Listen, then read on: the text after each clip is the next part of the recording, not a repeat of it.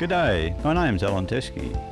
My main aim in beekeeping is to experiment and to obtain as much honey from the hives as possible.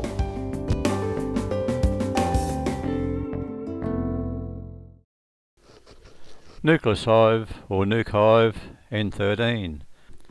It is now the 27th of July and I've been checking this nuke every couple of weeks for stores, and they've had more than sufficient stores by the weight when you lift the back of them.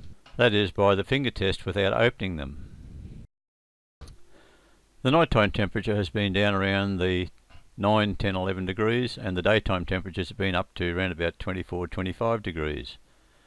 If you have cold nights and warm days, the bees can accommodate those particular temperatures, but if you get cold nights and cold days, you find, or I find, that the bees tend to slow down to just a few bees trying to work.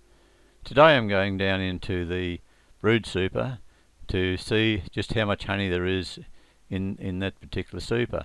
From now on, what I need to do is to take out excess honey in the brood super and lift it above the excluder and replace that with a sticky so that the bees can increase in bee numbers for bringing in nectar in the new season.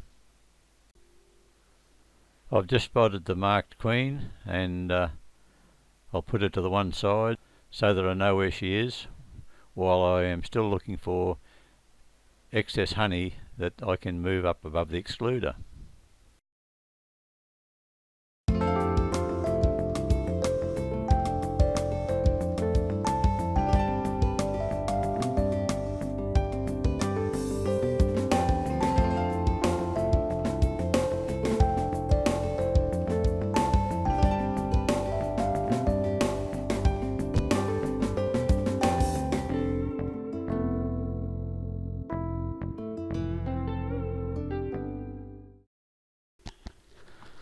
I have found the frame that I'm looking for with the most honey in it, so now we'll reassemble the hive and put that frame of honey, including the bees, up above the excluder, as I know where the queen is.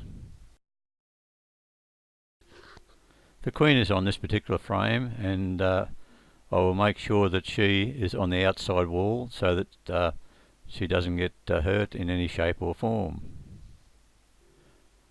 A partly empty sticky with only a little bit of honey in it is now being scratched so that the bees will take that honey out and the queen can lay in that particular frame.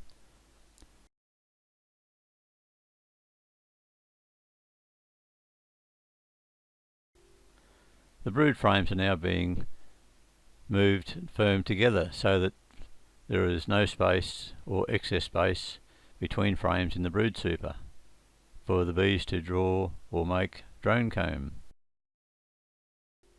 The brood room mat and the excluder is now being placed so that the queen cannot lay up above in the second super. All my hives, including my nuke hives, have excluders. It makes it a lot easier if there is no brood up in the honey supers when you remove your honey. The only time that excluders are not used is when I require bees. In small hive beetle territory, a good beetle trap is a necessity, otherwise you can lose your hive within 2 to 3 weeks. An empty frame is now being removed so that that near full frame of honey that's leaning against the hive can be fitted in the top super. From now on, for the next couple of months, I will make sure that there's a minimum of 2 frames of honey in each top super of my nukes, because when they're building up bees, they're going to be consuming heaps and heaps of stores.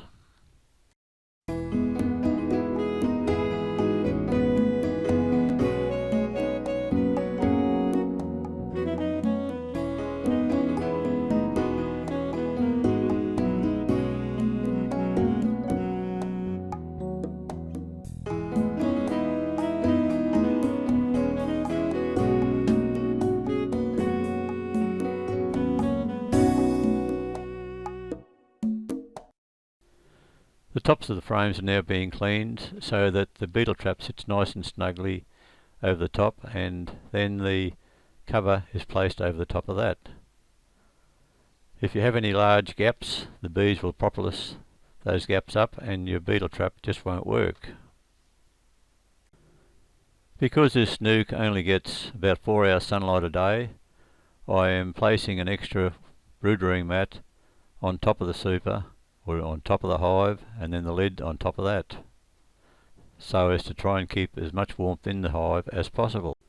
This is the hive that was started on the 1st of April, with a queen tip removed and the nuke allowed to self-rear an emergency queen.